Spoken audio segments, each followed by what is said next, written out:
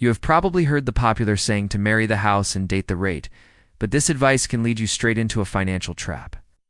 The idea is that you should buy your dream home now at a high interest rate and simply refinance when rates drop in the future.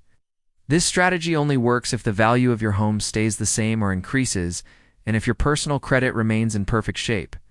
If the housing market takes a dip and your home value drops, you could find yourself underwater and unable to qualify for a new loan.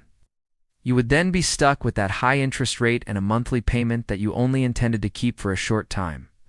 Many people also forget that refinancing isn't free, and you will have to pay thousands of dollars in new closing costs to get that lower rate. You should never buy a home based on a payment that you cannot comfortably afford on a permanent long-term basis today. Treat a future refinance as a potential bonus rather than a guaranteed survival plan for your monthly budget. Focus on the numbers you have in front of you right now to ensure you are building a safe and sustainable financial future.